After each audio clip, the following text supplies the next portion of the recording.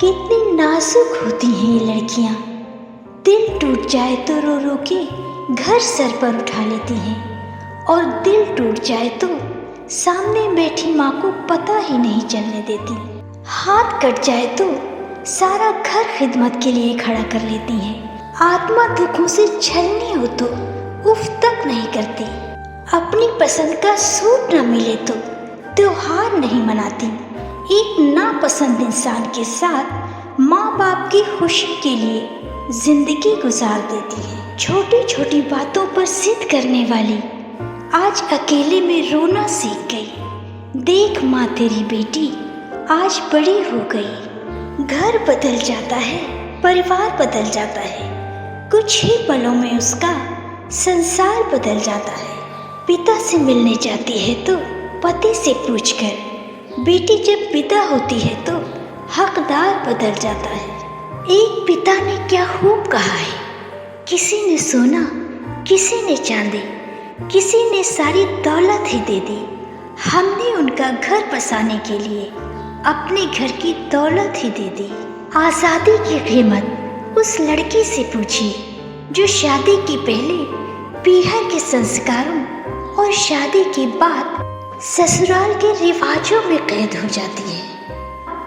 माँ ने रोक टोक लगाई, उसे प्यार का नाम दे दिया। पिता ने बंदिशें लगाई, उसे संस्कारों का नाम दे दिया। सास ने कहा अपनी इच्छाओं को मार दो, उसे परंपराओं का नाम दे दिया। ससुर ने घर को कैद खाना बना दिया, उसे अनुशासन का नाम दे दिया। पति ने थोप दिए अपने सपने, अपनी इच्छाएं, उसे वफा का नाम दे दिया। ठगी से खड़ी रही मैं जिंदगी की राहों पर, और मैंने उसे किस्मत का नाम दे दिया।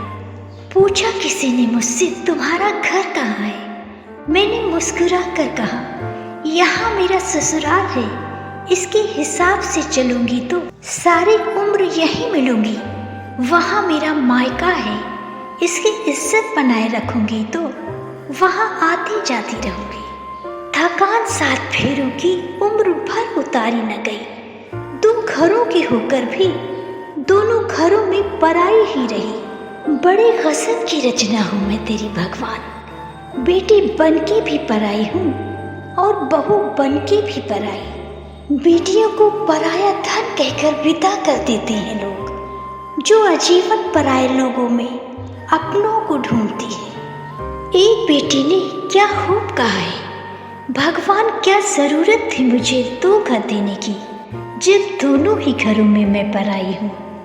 बेटी होना आसान नहीं होता साहब, ये वो है जो अपने घर में भी पराई होती है। दोस्तों, फिर मिलेंगे अगली वीडियो में। तब तक हंसते रहें, मुस्कुराते रहें, कभी अपने लिए तो कभी अपनों के लिए।